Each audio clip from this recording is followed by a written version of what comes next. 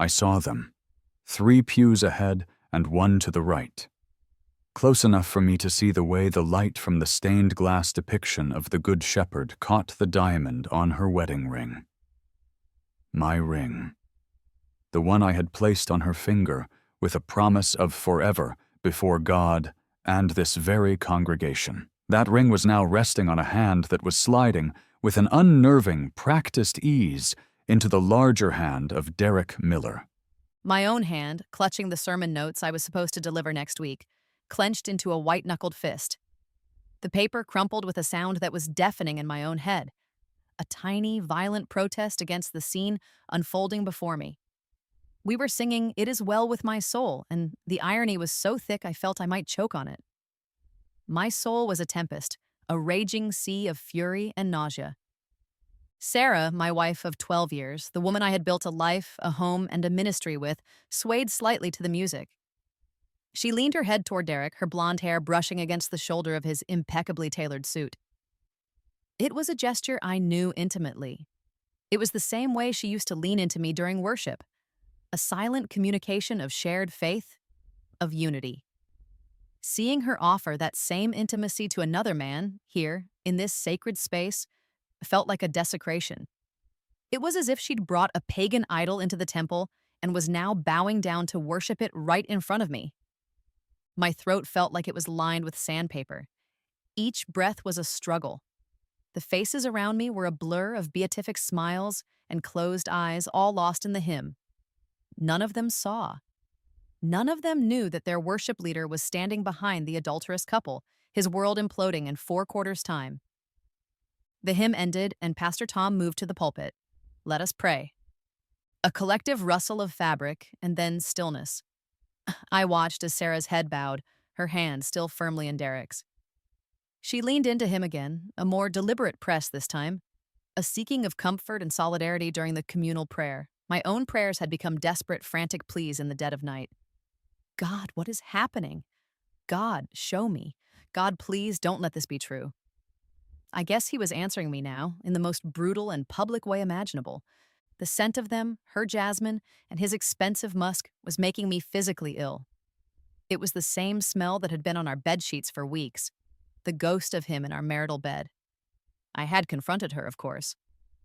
Oh, I must have sat next to someone at that women's ministry lunch, she'd said, her eyes wide with an innocence that now looked like practiced deception. You know how perfumes can cling.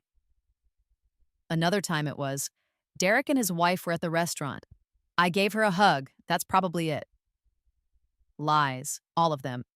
And the most painful part was that I had, on some level, chosen to believe them. I wanted to believe them. Believing was easier than facing this. Pastor Tom's voice droned on, but the words were just noise. My focus was locked on the timer in my head, a countdown to a different kind of judgment day. My phone, silent in my pocket, held a calendar reminder for 4:30 p.m., the quarterly church board meeting. A meeting where, as the head of the finance committee, I was scheduled to stand up and proudly announce our family's pledge for the new missions building. A $50,000 tithe. A testament to our faith and financial blessing. The problem was that $50,000 was no longer in our joint savings account. I had checked the balance yesterday, planning to initiate the transfer. The account was practically empty. When I had asked Sarah about it, she'd manufactured a storm of righteous indignation. Are you accusing me of something, Marcus? After all these years, you think I would just take our money? It's for a surprise, for us. A testament to our future. You've ruined it now. She had cried, and like a fool I had comforted her, apologized even. I'd felt guilty for my suspicion. Now, seeing her hand in his, the truth hit me with the force of a physical blow. The money wasn't for a surprise. It was for a separation, an escape. She had been liquidating our assets while I was busy practicing worship songs. The congregation began to stir as Pastor Tom concluded his prayer. And now, we invite you to come forward and partake in the Lord's Supper, a time to remember the sacrifice he made for us, a symbol of the new covenant. Communion, the breaking of bread, the drinking of wine, a symbol of unity and forgiveness. The hypocrisy was staggering. I watched as Sarah and Derek stood up, moving as a single unit toward the aisle. They would walk to the front, take the bread and the cup from the hands of an elder who thought them to be a faithful wife and a visiting friend, and perform the ultimate act of spiritual theater. My mind raced, the pieces clicking into place with a horrifying speed. The late-night prayer meetings, the constant texting she tried to hide, the sudden, intense friendship with Derek, a high-powered lawyer from a downtown firm who'd only started attending our church 6 months ago. She'd introduced him as a seeker, someone curious about the faith. It seemed he was curious about more than just the faith. As they joined the line shuffling toward the altar, I did the math. The service would end around noon. The fellowship hour would last until 1. It was now just after 11 a.m. The board meeting was at 4:30 p.m. That gave me roughly 6 hours. 6 hours to decide. Do I stand up in that meeting and let them humiliate me? Let Sarah explain away the missing money with some fabricated story while Derek sits in the back, a smug, silent partner in my destruction? Or do I detonate the bomb? Do I expose them right here, right now, in the middle of God's house? Do I unleash a truth so ugly it would not only destroy their reputations, but could very well shatter the peaceful facade of our entire church community? I looked at their backs, at the way his hand rested possessively on the small of her back as they waited in line. They were a team. They had a plan. And I was the obstacle to be removed. The choice became terrifyingly clear. I could be a victim, or I could be a fighter. I could let them burn down the life we built, or I could grab a fire extinguisher and turn the hose on them. As I watched them take the bread, a symbol of Christ's broken body, I felt my own spirit break. And in that brokenness, a cold, hard resolve began to form. They had 6 hours to enjoy their charade. Because when that board meeting convened, I was going to bring the temple crashing down around them. The final chords of the closing hymn, Victory in Jesus, faded into a reverent silence. Pastor Tom raised his hands for the benediction, his voice a warm, familiar comfort that felt alien to me now. May the Lord bless you and keep you. May the Lord make his face shine upon you and be gracious to you. May the Lord lift up his countenance upon you and give you peace. 1. Peace. The word was a cruel joke. There was no peace in me, only a cold, coiled serpent of rage and a frantic, calculating energy. While the rest of the congregation murmured Amen, their minds on potluck lunches and afternoon naps, mine was on logistics and preemptive strikes. I couldn't wait until the board meeting. 6 hours was too long. It was enough time for her to move more assets, to spin more lies, to solidify her position. The first move had to be mine, and it had to be now. I slipped out of the pew before the final amen had fully dissipated, avoiding the friendly hands that reached out to clap my shoulder, sidestepping the inquiries about my week. I moved with a purpose that must have seemed strange, a man on a mission in a sea of blissful post-service chatter. I bypassed the fellowship hall, ignoring the alluring aroma of freshly brewed coffee and donuts, and pushed through the heavy oak doors into the bright, unforgiving sunlight of the church parking lot. The air was cooler out here, but I was sweating. I pulled my phone from my pocket, my fingers fumbling slightly as I scrolled through my contacts. I didn't call a friend. I didn't call my mother. I called the number from my bank's 24-hour fraud and security department. The automated voice was maddeningly cheerful. Thank you for calling Sterling National Bank. For English, press 1. I jabbed the screen with my thumb. Please listen carefully as our menu options have recently changed.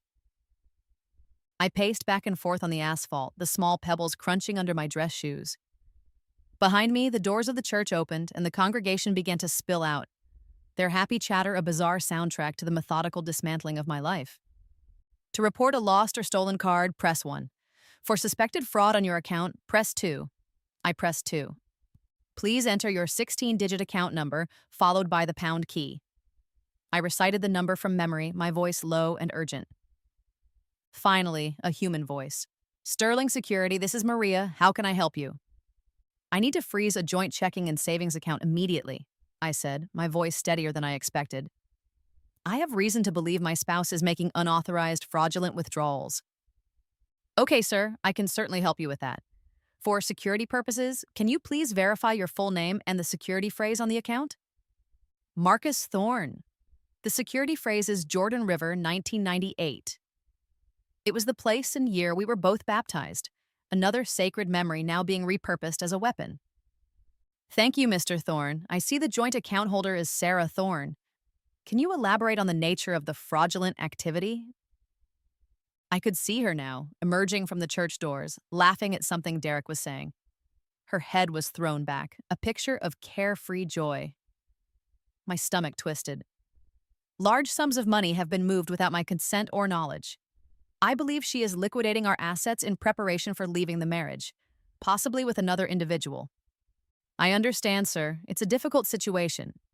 Do you wish to place a temporary freeze on all transactions, pending an investigation? Yes, immediately. Nothing in, nothing out. No transfers, no withdrawals, no debit card usage. Lock it down completely. I am placing the security freeze now, Mr. Thorne. It will be effective in approximately 90 seconds. Both you and Mrs. Thorne will receive a notification, and you will need to visit a branch with 2 forms of ID to have the freeze lifted. Do you understand? Perfectly, I said, a grim satisfaction settling over me. Thank you, Maria. I hung up just as Sarah spotted me across the parking lot. Her smile faltered, replaced by a flicker of confusion, then annoyance. She said something to Derek, who gave me a cool, unreadable look before turning and walking toward his own car, a sleek black Lexus that suddenly looked suspiciously like it had been paid for with my money. Sarah marched toward me, her heels clicking an angry rhythm on the pavement. The fellowship hall was emptying out, and several members of the deacon board, including Elder Johnson, were milling around the coffee station just inside the glass doors, their eyes inevitably drawn to the unfolding drama in the parking lot. Marcus, what are you doing? Her voice was a sharp, accusatory hiss as she reached me. You just disappeared. People were asking about you. What is so important you couldn't even stay for the benediction? I had some urgent business to attend to, I said, my voice dangerously calm. I held her gaze, letting her see the ice in my eyes. The man she had been deceiving for months was gone. She was looking at a stranger. Urgent business on a Sunday morning? What could possibly be more important than... Her phone buzzed in her hand. Then mine buzzed in my pocket. The notifications from Sterling National Bank. Synchronized signals of the war that had just been declared. Her eyes widened as she read the text on her screen. The mask of indignant wife slipped, revealing a flash of pure, unadulterated panic. Her head snapped up, her blue eyes blazing with a fury I had never seen directed at me before. Marcus, what did you do? She whispered, the words seething with venom. I protected our assets, I said, my voice loud enough for the deacons near the door to potentially overhear. The ones that were left, anyway. You froze the accounts? Are you insane? I have bills to pay. I need that money. What bills, Sarah? A down payment on a new life? A retainer for your boyfriend's legal services? A gasp escaped her lips. The color drained from her face. How dare you? She stammered, but the words lacked conviction. She was cornered. Derek is just a friend, a brother in Christ who is going through a difficult time. Is he? I countered, taking a step closer. Because the way you were holding his hand during the hymn and leaning on him during the prayer didn't look very brotherly to me. It looked a lot like the way you used to touch me. She flinched as if I'd struck her. You're being paranoid and controlling.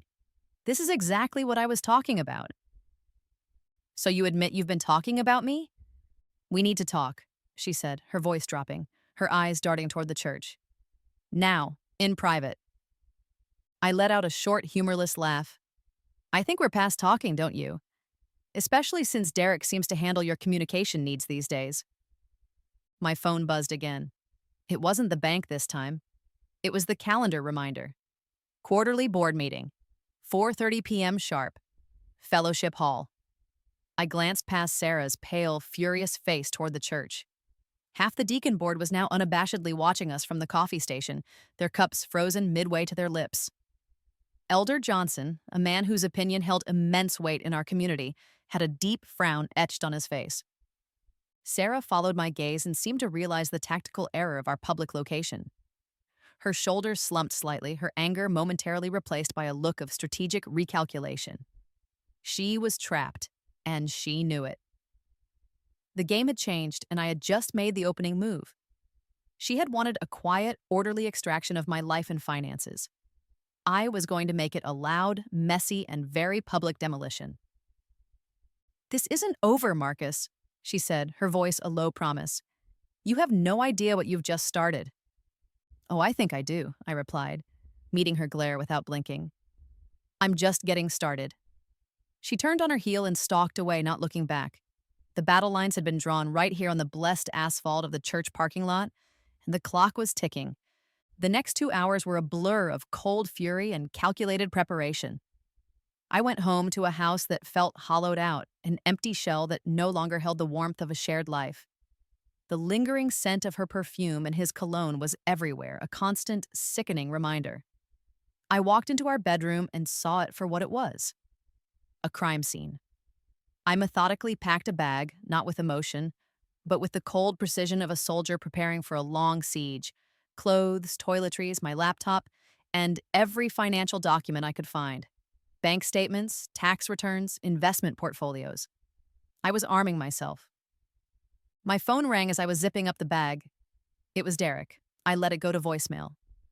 A minute later, a text popped up. "Marcus, we need to talk. This is a misunderstanding that can be easily resolved. Call me." A misunderstanding. The audacity was breathtaking. I ignored it and drove to a small, sterile hotel near the airport. Anonymity felt like a shield. As I checked in, another text came through, this time from Sarah. "You are making a catastrophic mistake. You need to call Derek. He can help us sort this out before you do more damage." Us. There was no us anymore. And the only damage I was interested in was collateral. At 3 p.m., my phone rang again. It was an unknown number, a local prefix. I had a feeling I knew who it was. I let it ring 4 times, then answered, putting it on speaker. "Marcus Thorne's phone." "Marcus, it's Derek Miller." His voice was smooth, polished, the kind of voice that could sell ice to an Eskimo and then bill him for the consultation. There was no hint of the brother in Christ from church. This was the voice of a legal predator. "I'm here with Sarah. We're at my office. I think it's imperative that we have a conversation." I leaned back in the cheap hotel chair, the stiff fabric crinkling beneath me.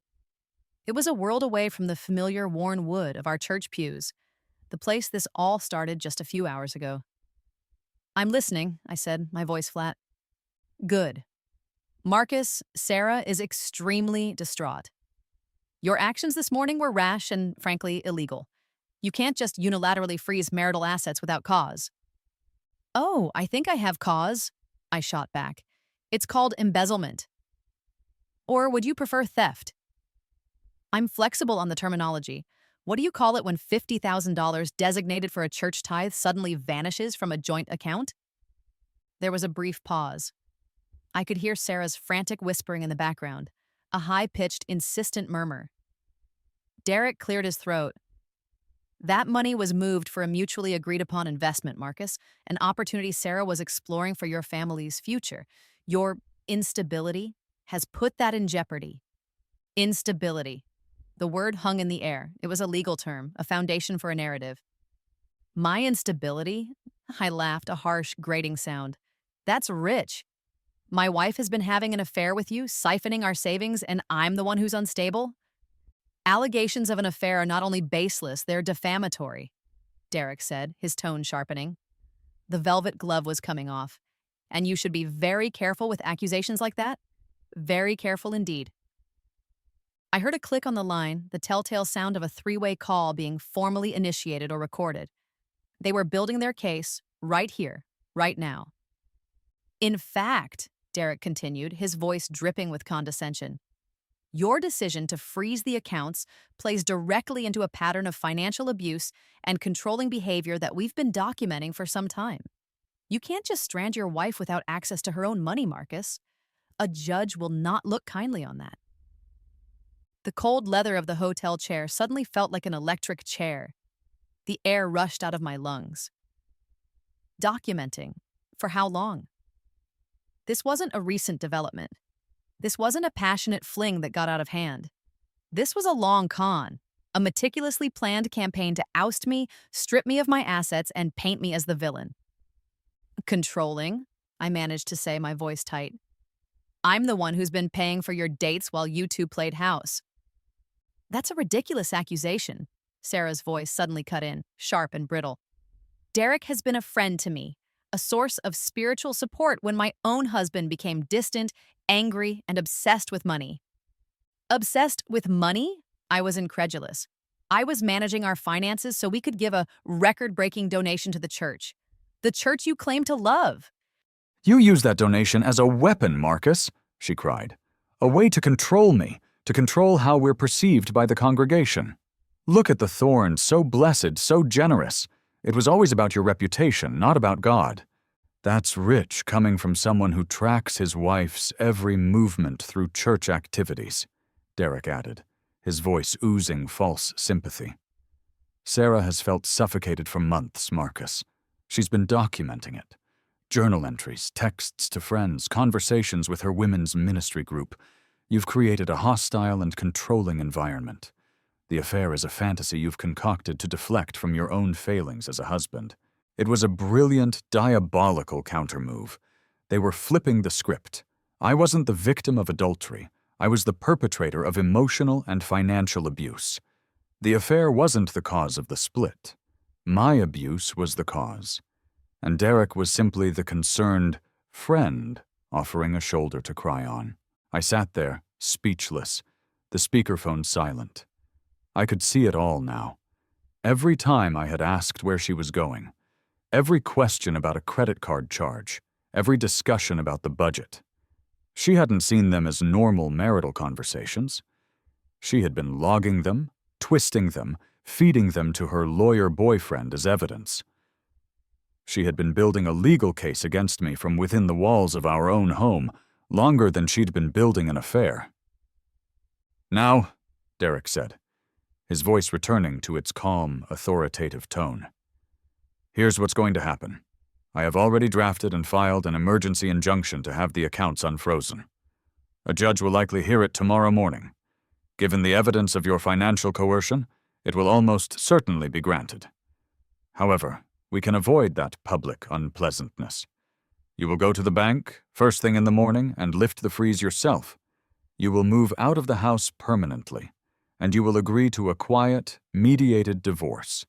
If you do that, Sarah will consider not pressing charges for financial abuse. It was a threat wrapped in a peace treaty. Surrender, or we will destroy you utterly. The board meeting was in an hour and a half. My plan to expose them with the missing tithe money suddenly seemed naive, like bringing a knife to a gunfight. They weren't just 2 steps ahead of me. They were playing an entirely different game on a different board. A game with rules I didn't even know existed. I looked around the sterile hotel room, the beige walls, the generic art, the impersonal furniture. It felt like a holding cell. They thought they had me trapped. They thought I would crumble under the weight of their legal maneuvering and manufactured narrative. But as the initial shock subsided, something else took its place. A new kind of anger. A righteous fury. They had perverted not only our marriage, but our faith. They had used the language of the church, spiritual support, brother in Christ, as a cover for their deception. They had turned the sacred tenets of our community into weapons against me. Marcus, are you there? Derek's voice prodded. Do we have an understanding? I took a deep breath. Oh, I understand perfectly, I said, my voice low and dangerous. I understand that you've mistaken my faith for weakness. I understand that you believe your lies are more powerful than the truth. You've made your move. Now it's my turn. I ended the call, the silence of the room roaring back at me. They had built a case against me. It was time for me to build mine. And I knew exactly where to start. The board meeting was no longer just about the money. It was about my survival. The fluorescent lights of the hotel room hummed, a stark contrast to the divine glow of the sanctuary where my life had capsized. My heart hammered against my ribs, a frantic drumbeat of betrayal and rage. They had been documenting, building a case. The words echoed in my mind, each syllable a small, sharp stab. My initial plan, to reveal the missing money at the board meeting, felt like a child's strategy, a water pistol against an armored tank. They had an entire narrative constructed, a legal framework of lies designed to crush me. I was no longer just fighting for my marriage or my money. I was fighting for my name, my reputation, my very identity within the community I loved. My phone buzzed. It was Pastor Tom. My thumb hovered over the ignore button. I didn't know if he was calling as a friend or as a pastor who had just received a complaint. Either way, I wasn't ready to talk. I needed a plan, a real one. Then his text came through. "Marcus, I just received a very disturbing letter. We need to talk before the board meeting. Please call me. It's urgent." A letter. My blood ran cold. It had to be from Sarah and Derek, their next volley in this escalating war. They weren't waiting for me to make a move. They were actively carpet bombing my life. Swallowing my pride and my fear, I dialed his number. "Marcus," he answered on the first ring, his voice strained. "Thank you for calling back. Are you somewhere you can talk freely?" "I am," I said, my voice hoarse. "What does the letter say, Tom?" He sighed, a heavy, weary sound that told me everything. "It's an anonymous letter, but it's clearly from a concerned member of the church. It details a series of allegations against you, Marcus." He hesitated. "It alleges a pattern of controlling behavior, verbal abuse, and what it calls spiritual abuse towards Sarah." Spiritual abuse. The term was insidious, a church-sanctioned weapon designed for maximum damage. It was vague enough to be unprovable, but serious enough to demand immediate action. "It claims you use your position on the worship team and the finance committee to exert undue influence and control over her," Pastor Tom continued, his voice cracking with the discomfort of it all. "It talks about financial manipulation, isolating her from friends. Marcus, it paints a very ugly picture. And it concludes by demanding your immediate resignation from all leadership positions, including the worship team, pending a formal church investigation." I sank onto the edge of the hotel bed, the cheap mattress groaning in protest. This was it, the public execution. They weren't just trying to win a divorce settlement. They were trying to excommunicate me, to erase me from the fabric of our community. By Sunday morning, if they had their way, I wouldn't be leading worship. I'd be lucky if I was even allowed in the building. I'd be a pariah. The disgraced former leader accused of the vilest kind of hypocrisy. "Tom," I said, my voice shaking with a fury I could barely contain. "It's all lies, a coordinated attack. Sarah is having an affair with Derek Miller. They've been planning this for months. They stole $50,000 of our tithe money, and now they're trying to discredit me before I can expose them." There was a long silence on the other end of the line. I could hear the weight of his position, the burden of being shepherd to a flock, where the wolves were dressed in sheep's clothing, and one of the sheep was screaming for help. "An affair?" he finally said, his voice low. "With Derek Miller? Marcus, are you certain?" "I saw them, Tom. In church this morning, holding hands. I have bank statements showing the money is gone. This letter. This is their counterattack. It's scorched earth." "The letter will be brought before the board tonight," he said, his tone turning official, pained. "I have no choice. According to our bylaws, an accusation this serious against a leader must be addressed. They've timed this perfectly." Of course they had. Derek was a lawyer. He would know the church bylaws better than I did. They had laid a perfect trap. "I'll be there," I said, a new resolve hardening in my voice. "I will be at that meeting, and I will defend myself." "You should," he said, and for the first time, I heard a hint of the friend, not the pastor, in his voice. "Be prepared, son. This is going to be a storm." We hung up, and I stared at the blank wall. The midpoint reversal. The moment in the story where the hero is at his lowest, where all seems lost. They had me cornered, outmaneuvered, and publicly shamed.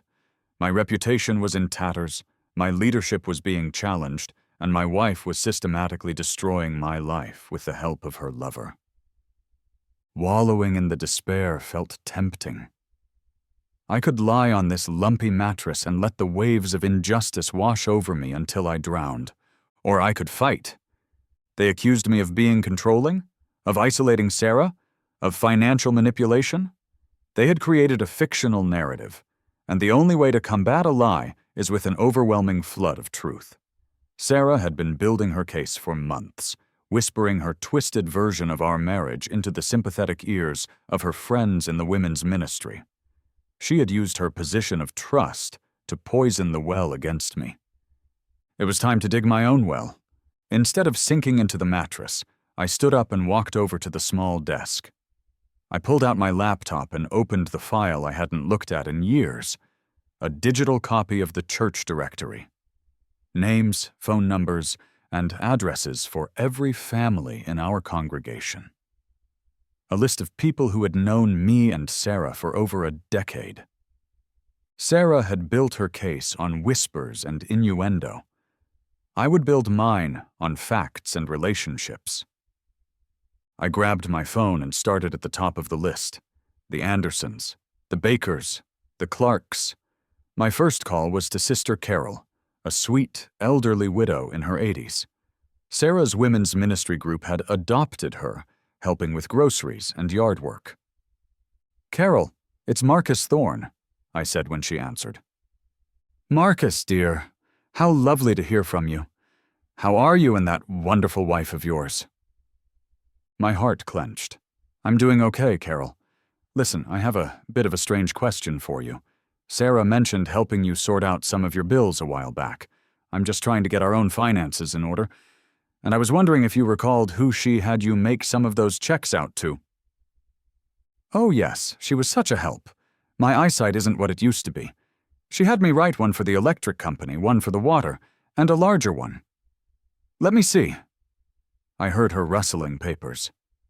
"Ah, here it is. It was a management fee," she said, "for a wonderful Christian financial advisor who was helping her help me. A Mr. Miller. Such a blessing." My knuckles were white around my phone. Derek Miller. A high-powered downtown corporate lawyer, billing an elderly widow a management fee for paying her electric bill.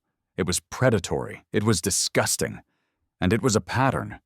My next call was to the Davises, a young couple Sarah had been counseling through a rough patch in their marriage. "Hey, Tim, it's Marcus." "Marcus, hey man, what's up?" "Quick question for you, and I apologize if this is out of line. I know Sarah's been meeting with you and Jenny. I was just wondering if she ever recommended any outside resources, any professionals to help you guys." "Oh, yeah, totally," Tim said enthusiastically. "She connected us with this amazing Christian mediator. A lawyer, actually, but he does it as a ministry on the side. Derek Miller. He's been a godsend. He's been helping us draft a post-nuptial agreement to clarify our finances and responsibilities. Sarah said it's what all the strong Christian couples are doing these days to avoid conflict. We've just been paying his firm directly for the sessions." My mind was reeling. She wasn't just having an affair.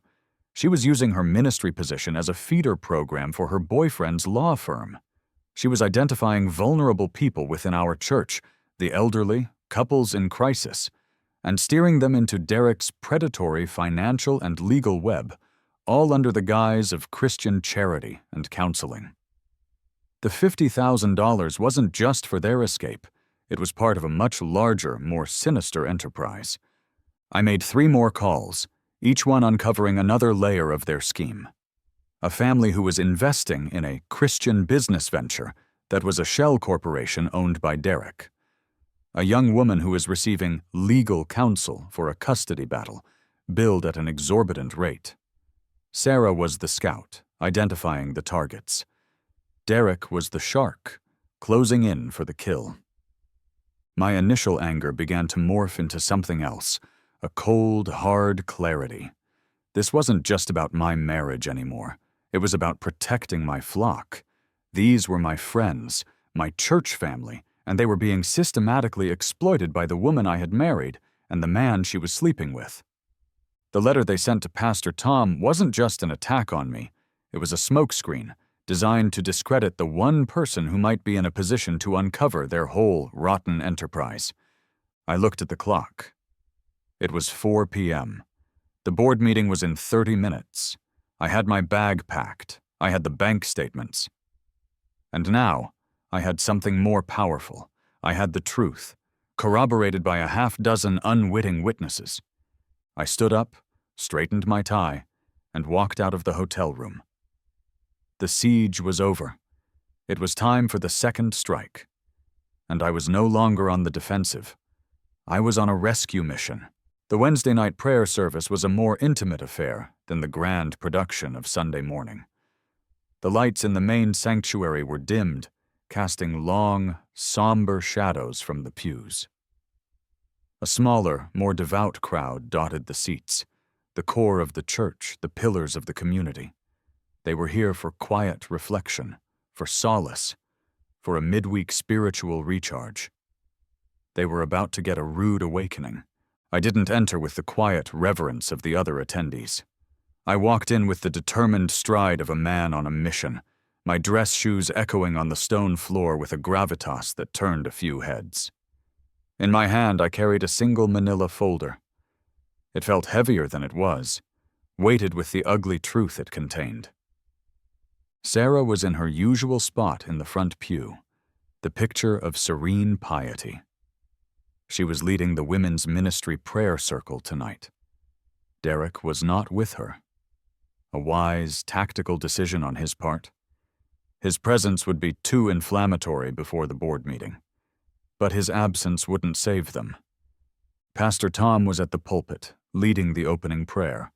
I waited until he said, "Amen," and the congregation rustled in their seats. Then, instead of taking my own seat, I walked directly to the front of the sanctuary, up the 3 shallow steps to the stage, and stood beside the pulpit. A collective gasp rippled through the small crowd. This was a breach of protocol so flagrant it was like setting off a fire alarm. The pulpit was sacred ground, reserved for the pastor and designated speakers. For a congregant to approach it uninvited during a service was unthinkable. Pastor Tom looked at me, his eyes wide with a mixture of shock and alarm. "Marcus, what is this?" Sarah, from the front row, stared up at me, her face a mask of disbelief that quickly hardened into fury. She knew this wasn't part of their plan. "Forgive me, Pastor," I said, my voice amplified slightly by the microphone, clear and steady. "I know this is unorthodox, but I have something that I believe this body of believers needs to see." I opened the manila folder. Inside were the printed bank statements from our joint account, the ones I had retrieved from my files at home. I had used a highlighter to mark the key transaction. A wire transfer for $50,000, dated 3 days ago. "Elder Johnson," I said, looking directly at the stern-faced man in the third row who was already beginning to rise from his seat. "Could you please join me for a moment?" Elder Johnson was the head of the church board, a man of unimpeachable integrity and a fierce protector of church doctrine and order. His face was a thundercloud.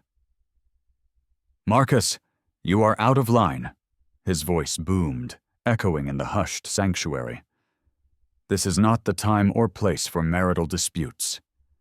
"With all due respect, Elder," I said, holding my ground, "this stopped being a simple marital dispute the moment church funds became involved." I laid the first bank statement on the polished wood of the pulpit, angling it so he and Pastor Tom could see.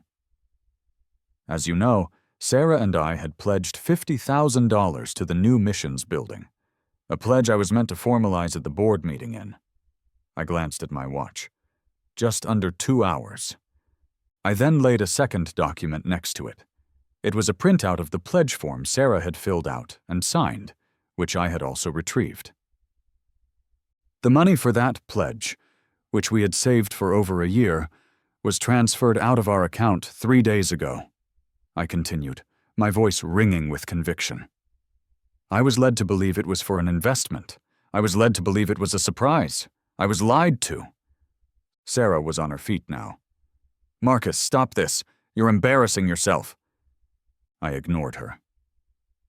Then when is the time, Elder? I asked, turning my gaze back to Johnson, who was now standing at the foot of the stage, his arms crossed, his expression a mixture of anger and reluctant curiosity. When should we discuss how my wife has been funneling church funds, money promised to God, to this mission, to pay for her divorce attorney? A wave of murmurs swept through the congregation. The words divorce attorney hung in the air like poison. You're making wild accusations without proof, Elder Johnson challenged, his voice losing a fraction of its booming certainty. The proof is right there, I said, tapping the final document I pulled from the folder. It was a copy of a retainer agreement. I didn't have the original, of course, but during my frantic search for documents, I had found a saved PDF of the agreement draft on our shared home computer in a folder mislabeled Women's Ministry Budget. It was an agreement between Sarah Thorne and the law firm of Miller, Hayes, and Associates.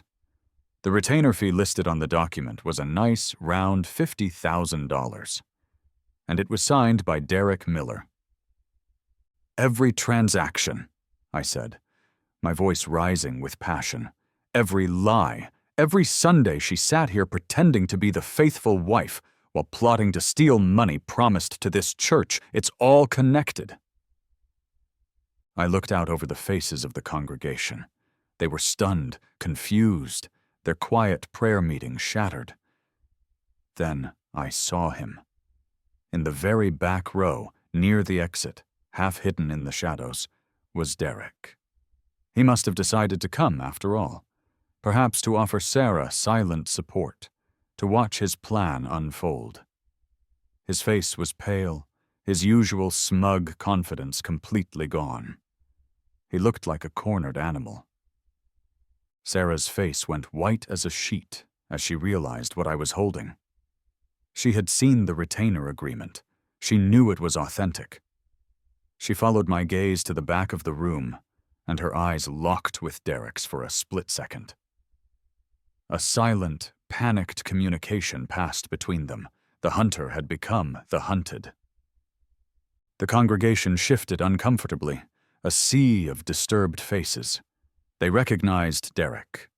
He was the seeker, the friend of the church, the man Sarah had been championing for months. Now, seeing him lurking in the back while I stood at the pulpit with damning financial records, the narrative began to shift. The whispers that had been planted against me started to die, replaced by a new, more troubling set of questions. Elder Johnson stepped forward and picked up the papers from the pulpit. He examined the bank statement, the pledge form, and the retainer agreement. He didn't need to be a forensic accountant to connect the dots. The dates, the amounts, the names, it was all there. His face, which had been a mask of stern disapproval, slowly morphed into one of deep, profound disgust. He looked from the papers to Sarah, then to me. He didn't say a word. He didn't have to. The tide had turned. My phone buzzed in my pocket. A text from an unknown number. I didn't have to look. I could feel Sarah's frantic energy from across the room. I could see her whispering urgently into her own phone, her back now turned to the congregation. She knew. She knew I had documented everything. She knew I had the proof to not only ruin her reputation in the church, but to potentially land her and her boyfriend in serious legal trouble for fraud and conspiracy. The board meeting was in 2 hours. My second strike had hit its mark, right in the heart of the sanctuary. I had turned their sneak attack into a public spectacle, and I had brought the receipts. The battle wasn't over, but for the first time since I saw her hand slide into his, I felt like I had a fighting chance. The fellowship hall, usually a place of warm coffee and cheerful chatter, felt like a pressure cooker. The harsh fluorescent lights beat down, stripping away all pretense of sanctuary and turning the room into a makeshift courtroom. The long folding tables had been arranged in a large rectangle, with the 7 members of the church board seated on one side, Elder Johnson at the head. Pastor Tom sat with them, his face etched with a pained neutrality. What was supposed to be a routine quarterly meeting had become the most anticipated event of the year. The hall was packed, with at least half the congregation lining the walls, their faces a mixture of morbid curiosity, concern, and judgment. I sat on one side of the open space before the board, alone. On the other side sat Sarah. She had regained her composure since the prayer meeting, replacing her panicked fury with a mask of wounded martyrdom. Derek was not in the room, a calculated absence. His presence would be too incriminating. Instead, he was likely on the phone, coaching her, feeding her lines, trying to salvage their collapsing scheme. Elder Johnson called the meeting to order, his voice heavy. "We are gathered for the quarterly board meeting," he began, then paused, looking out at the packed room. "However, given the serious and public nature of certain accusations that have been brought to our attention, we will first address the matter concerning Marcus and Sarah Thorne and their respective leadership roles within this church." He cleared his throat. "The board has received a formal, albeit anonymous, letter alleging a pattern of spiritual and emotional abuse by Marcus Thorne against his wife, Sarah Thorne. And tonight during the prayer service, Marcus Thorne presented documents alleging financial malfeasance and infidelity on the part of Sarah Thorne. This is a deeply grievous situation for our church body. Sarah, as the author of the initial complaint—" "I did not write that letter," Sarah interrupted, her voice clear and strong, though I caught the slight tremor in it. "But I can confirm that the sentiments within it are true.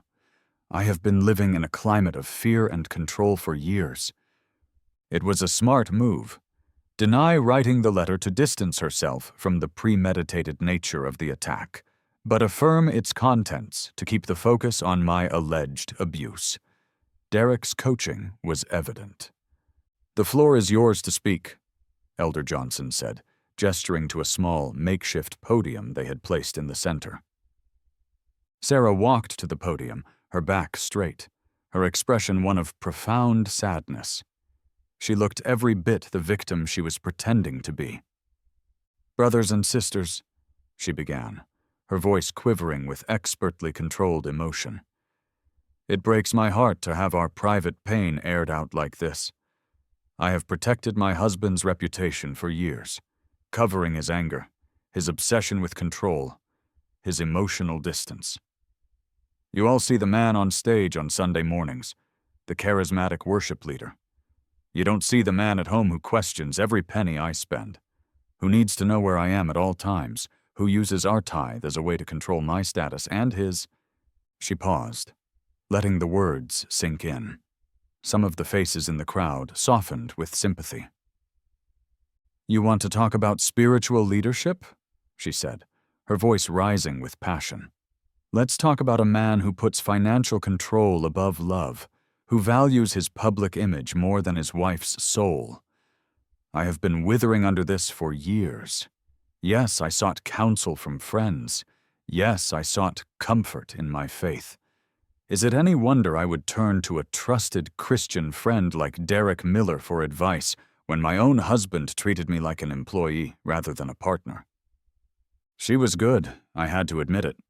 She was weaving a compelling narrative of a long-suffering wife, finally breaking her silence. Then, it was my turn. I didn't go to the podium. I remained seated, creating a visual contrast to her dramatic performance. I wanted to be the voice of calm, unwavering fact. And let's talk about a woman who brings her boyfriend to church while her husband leads worship every Sunday, I said, my voice cutting through the sympathetic murmurs. The room fell silent. I never, Sarah began, turning on me with fire in her eyes. You never what, Sarah? I interjected, my tone even but firm. Never held his hand during the opening hymn this morning? I saw you. Never leaned on his shoulder during the pastoral prayer? I saw that, too. Never used our tithe money, $50,000 promised to this church's mission fund, to pay the retainer for his legal fees so he could represent you in our divorce? The money was for counseling sessions, not legal fees, she shot back, her voice rising in pitch. It was the lie they had concocted, but it was a weak one. Counseling sessions? I asked, raising an eyebrow. Counseling sessions that just happened to be billed by Derek Miller's corporate law firm? Counseling sessions that required a $50,000 upfront payment? I looked toward the board. I asked the board, does that sound like any kind of counseling you've ever heard of? Or does it sound like a legal retainer to fund a hostile divorce and a fraudulent lawsuit? I saw a flicker of doubt in the eyes of Mrs. Gable, a board member who had always been one of Sarah's biggest supporters in the women's ministry. You have no proof of that, Sarah insisted. You're twisting everything to fit your paranoid fantasies. This was the moment, the final piece of evidence. I reached into my briefcase and pulled out another folder. Actually, Sarah, I do. You see, when you were building your case against me, you got careless. You saved drafts of your plans on our shared home computer. I stood up and walked to the table where the board sat. I laid out a series of printed emails, placing them in front of Elder Johnson. These are emails between Sarah and Derek Miller, dated over the last 3 months. Sarah's face went slack with horror. This was something she hadn't anticipated. Let me read you a few highlights, I said, my voice resonating in the dead silent hall. From Derek to Sarah, dated April 12th. Remember to log his reaction when you mention the cost of the women's retreat. We need to establish a pattern of financial intimidation.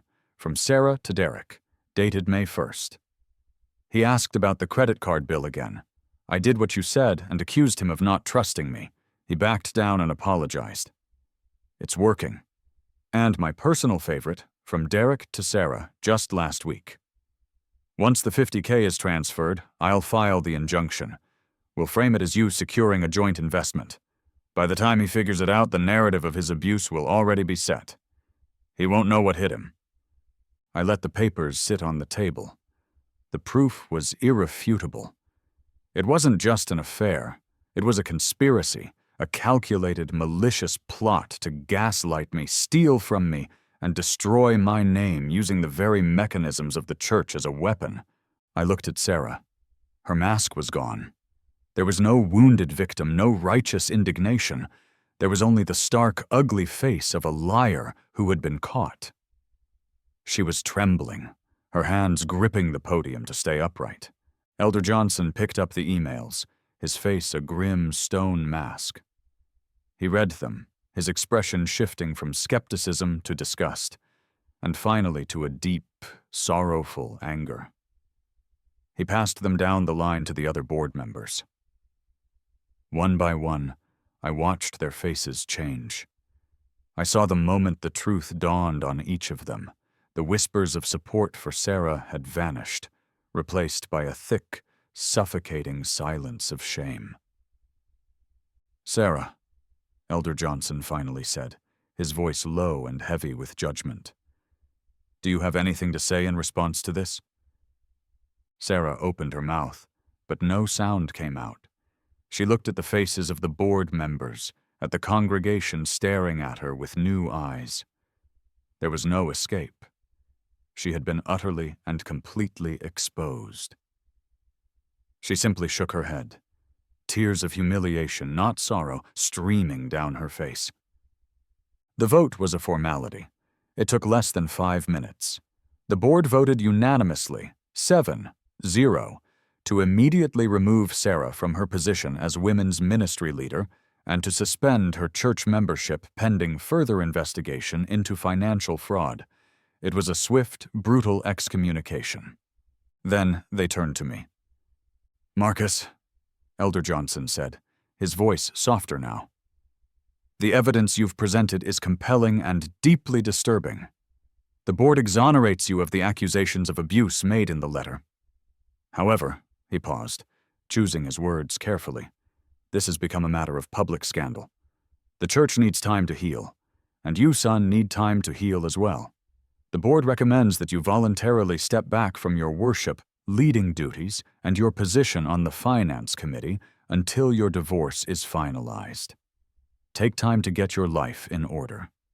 When the dust settles, we can revisit your role. We believe it is the wisest path forward for both you and the church." It was a compromise. A bitter pill to swallow, but a wise one. I wasn't being cast out. I was being given a season of rest, a chance to rebuild away from the spotlight. It was a political solution, but it was also a pastoral one. It planted the seed for my eventual return, a path back to the life they had tried to steal from me. I looked across the room at Sarah, who was now being quietly escorted out a side door by two of the deacon's wives. She didn't look back. I simply nodded. "I understand," I said. "And I agree." The battle was over. The cost had been immense. My marriage was gone, my heart was shattered, and my role in the church was on hold. But I had survived. I had fought back with the truth, and in the harsh fluorescent lights of that fellowship hall, the truth had finally won. The 6 months that followed were a crucible. They were a winter for my soul. A long, quiet season of excavation and rebuilding. The fellowship hall, once the scene of my public trial, became the site of my quiet recovery. The first few Sundays were the hardest. Sitting in a pew like a regular member, watching someone else lead the songs I used to sing, felt like a phantom limb ache. The whispers and sideways glances from the congregation were like tiny cuts. Some were sympathetic, some were accusatory, believing that where there was smoke, there must be fire. But Pastor Tom and Elder Johnson were true to their word. They publicly affirmed the board's findings, denouncing the conspiracy against me while gently guiding the church toward a spirit of healing and reconciliation. My stinger, the parting shot that ended the climax, was the truth. And the truth, once unleashed, had a life of its own. An internal ethics complaint, filed by one of the board members who also happened to be a lawyer, was launched against Derek Miller's firm. The counseling of Sister Carol and the post-nuptial agreements for the Davises came to light. It turned out that Christian Business Venture was a fraudulent investment scheme. Derek's predatory practices, shielded for so long by Sarah's position of trust within the church, were exposed to the harsh light of legal scrutiny. His law practice, built on a foundation of deceit, crumbled under the weight of ethics violations and civil lawsuits. He was disbarred within the year. Sarah, stripped of her reputation, her ministry, and her financial benefactor, vanished. The divorce was swift and uncontested. I didn't ask for a penny more than what was legally mine, half of what was left after Derek's retainer had been clawed back by the bank's fraud department. The last I heard, she had moved to her sister's place in Phoenix, a city with no memory of the pious ministry leader she had once pretended to be. I found I couldn't hate her. I could only pity her. She had gained nothing and lost everything, most tragically, herself. During that quiet winter, I discovered a new kind of ministry, one born not from a stage and a microphone, but from a shared wound. I started meeting with a few other men from the church who had been through bitter divorces. We'd grab coffee in the fellowship hall after the second service, in the same corner where I had confronted Sarah. Our first meeting was just 3 of us, sharing stories of betrayal, custody battles, and the unique spiritual crisis that comes when a covenant made before God is broken. We didn't have a name or a formal charter. We were just a handful of broken men trying to figure out how to be fathers, how to be Christians, and how to be whole again. But word got around. By the 3rd month, there were 10 of us. By the 6th month, we had to move into one of the larger Sunday school classrooms. We called ourselves Redemption Road. We were a men's ministry group for divorced Christian fathers, and the testimonies that echoed in that small room were more powerful than any song I had ever led. The same pews that had witnessed my deepest humiliation now held men who were finding redemption in theirs. It was in the midst of this new, unexpected calling that I met Rebecca. She was the new church pianist, a quiet, thoughtful woman with a master's in music theory and a smile that could calm a storm. She had arrived a few months after my life imploded, so she only knew me as Marcus, the guy who ran the divorced dad's group. She had no baggage associated with my name, no memory of the scandal. Our first conversation was about a chord progression in an old hymn. She was arranging "Great is Thy Faithfulness" for the offertory, and she asked my opinion on a transition from C to A minor. We talked for 20 minutes about music, about theology, about the way a simple chord change could evoke a feeling of longing or hope. It was the first time in a year I had talked to a woman without feeling a defensive shield go up. A week later, I asked her to coffee. We sat for 2 hours, and I told her everything. The whole ugly, painful story. I laid it all out, not for sympathy, but because I knew I couldn't build anything new on a foundation that had secrets. She listened patiently, her eyes never leaving mine. When I finished, she was quiet for a long moment. Then she said, "It sounds like you learned the difference between God's grace and cheap grace." And in that moment I knew that the healing was real. 6 months after the board meeting that changed my life, I found myself standing at the pulpit again. It was a Wednesday night, just like before, but this time I was invited. Pastor Tom had asked me to share my testimony with the Redemption Road group as part of a special service. I looked out at the faces in the pews. Many were the same ones who had watched me detonate my life, but their expressions were different now. There was a softness, an understanding. In the front row, Rebecca sat at the piano, giving me a small, encouraging nod. "There's a quote," I began, my voice steady and clear, echoing in the quiet sanctuary. It says, "Sometimes God's greatest blessings come wrapped in our worst betrayals." For a long time, I couldn't see the blessing. I could only see the betrayal. I saw a broken marriage, a stolen tithe, a shattered reputation. I felt abandoned, not just by my wife, but by the God I had served my whole life. I paused, letting the memory of that pain fill the space. But I stand here tonight to tell you that God's plan is bigger than our pain.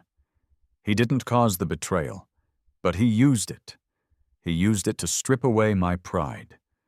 He used it to show me that my identity wasn't in being a worship leader or a finance chairman. He used it to break my heart, so He could rebuild it into something stronger, something more compassionate. He used my deepest wound to connect me with other wounded men, to create a ministry of shared scars. I looked over at the men from my group, nodding in solidarity. I thought I was giving God my best when I was pledging $50,000 and leading worship on Sunday mornings. But I've learned that God doesn't just want our polished performances. He wants our broken pieces. He wants our honest, messy, painful truth, because that's where redemption begins. My gaze found Rebecca's, and she smiled. A genuine, beautiful smile that held no artifice, no hidden agenda. A smile that felt like coming home.